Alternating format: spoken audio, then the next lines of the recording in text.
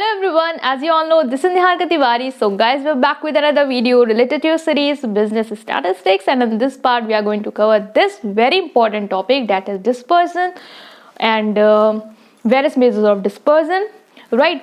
तो इसको हम लोग यहाँ पे कवर अप करने वाले हैं कि डिस्पर्सन क्या होता है। अभी हम लोगों ने मेजर ऑफ सेंट्रल टेंडेंसी पढ़ रही है, तो इतना तो हमें पता था। मेजर ऑफ सेंट्रल टेंडेंसी में हमने मीन, मीडियन, मोड को कवर अप कर लिया।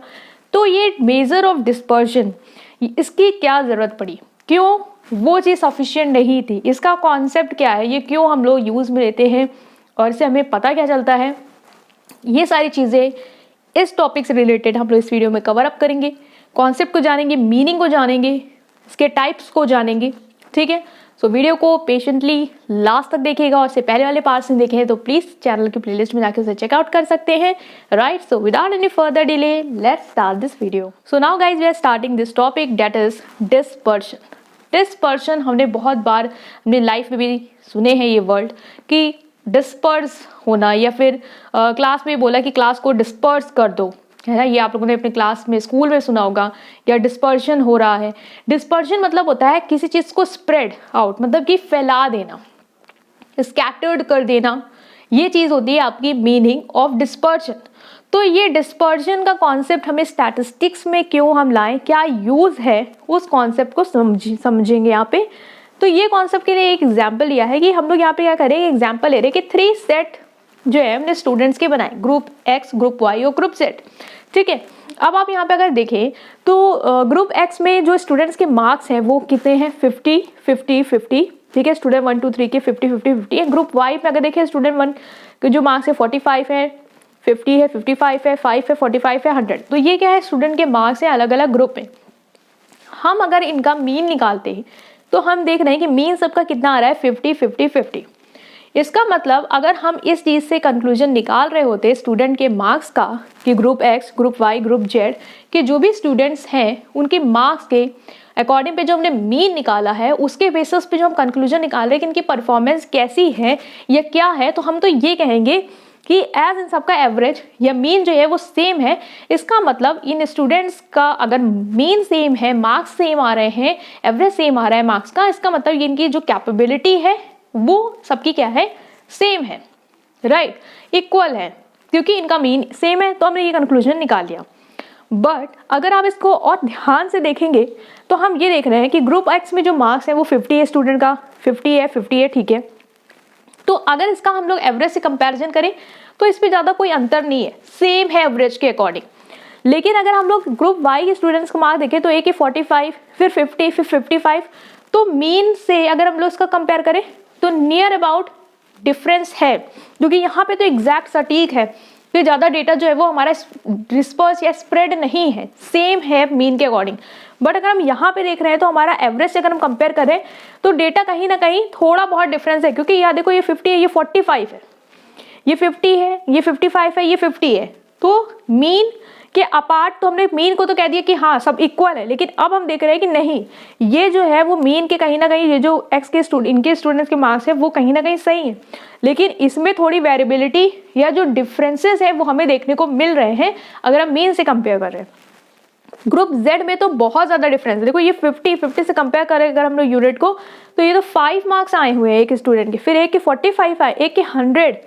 तो इससे हमें ये पता चल रहा है कि यार इसमें जो स्टूडेंट के मार्क्स आए वो तो बहुत ज़्यादा वेरी कर रहे हैं, किसी को 5 मिला है तो किसी को 100 मिला है, किसी को बहुत मिला है तो किसी को बहुत कम मिला है।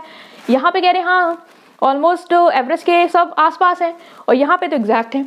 तो इससे हम लोग ये कंक्लूजन निकाल रहे हैं कि ऑल दो मीन सबका सेम है, बट डिफरेंस है वैल्यूज़ में, डिफरेंस है उनके मार्क्स में, कुछ में डिफरेंस, कुछ में वेरिएबिलिटी बहुत कम है एवरेज की कंपैरेटिवली, कुछ में थोड़ी सी है, और कुछ में बहुत एक्सट्रीम लेवल पे हमें वेरिएबिलिटी देखने को मिल रही है, जिससे हम लोग ये कंक्लूजन निकाल रहे हैं कि इसमें जो डेटा है वो तो ठीक है, ज़्यादा वेरी नहीं कर रहा है, इसमें कुछ हद तक डेटा जो है वो हमारा वेरी कर रहा है, कुछ हद तक डिस्पर्स्ड है, और यहाँ पे तो डेटा बहुत ही फैला हुआ है, बहुत ही स्कैटर्ड है, क्योंकि कहाँ ये हमारा एवरेज हम 50 बता रहे हो, कहाँ ये कि स्टूडेंट के मार्क्स 5 आए हैं, कहीं किसी के 100 आए हैं। तो डेटा क्या कह रहे हैं, बहुत ज़्यादा मतलब फैला बहुत दूर दूर तक के नंबर है, एक 5 है तो एक 100 है। तो ये क्या होता है, ये होता है आपका डिस्पर्स्ड।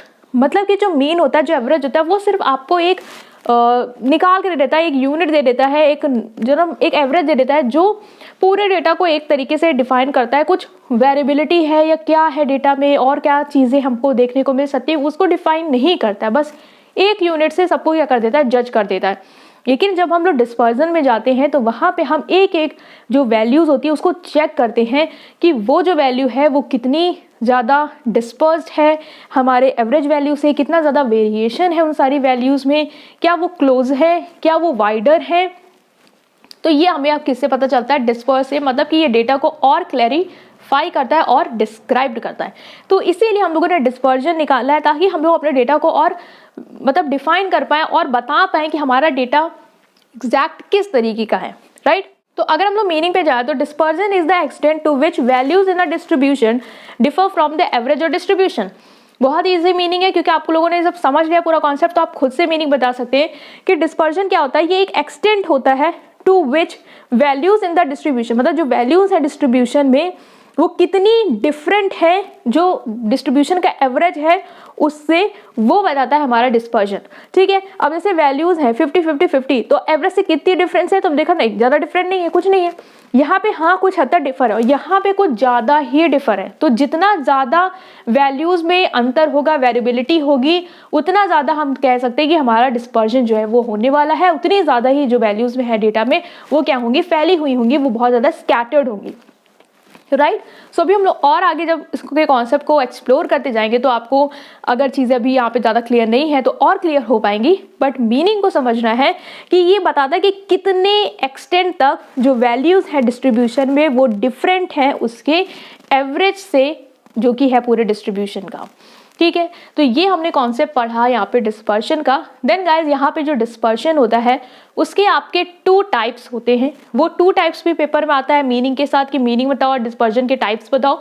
तो कौन से वो टाइप्स होते हैं, उसका क्या मीनिंग है, तो उसको हम लोग यहाँ पे देख लेते हैं।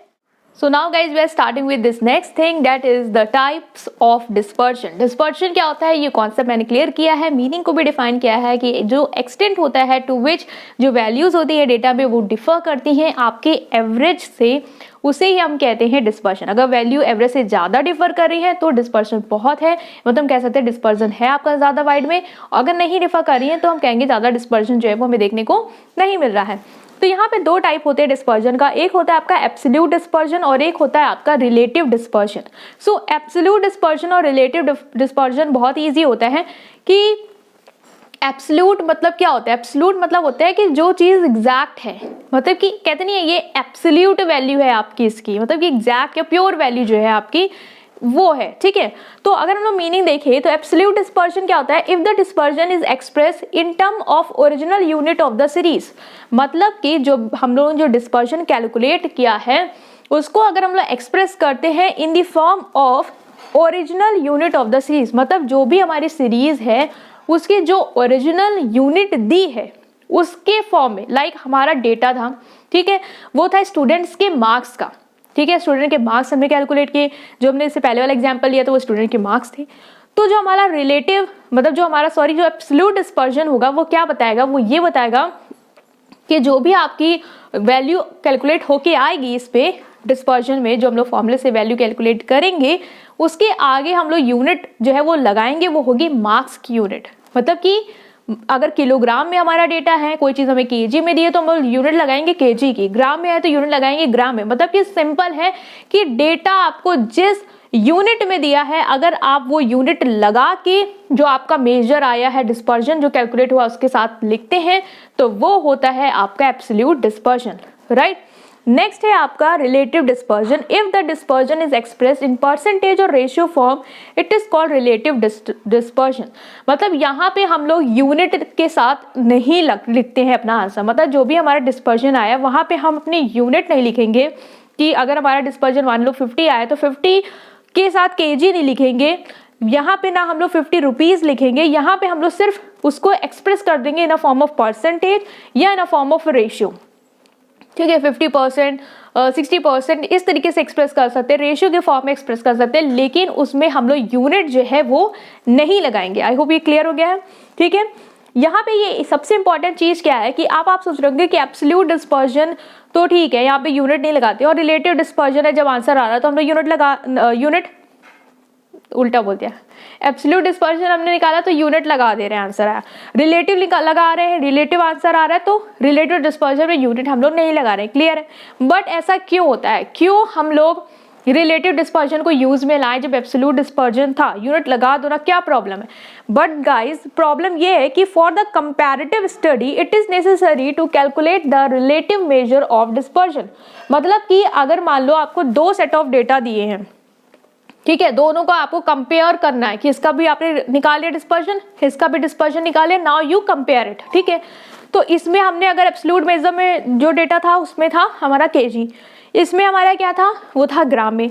तो अब आप क्या केजी को ग्राम से कंपेयर कर पाओगे, कन्वर्ट करनी पड़ेगी, तो कितना कन्वर्ट कर डालोगे।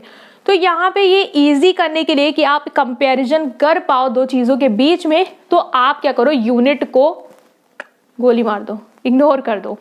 तो इसका मतलब ये होगा कि रिलेटिव मेजर हम लोग इसीलिए यूज़ करते हैं ताकि हमारा जो कंपैरिजन है वो फैसिलिटेट हो पाए, और इसी को हम लोग बोलते हैं कोफिशिएंट ऑफ डिस्पर्जन।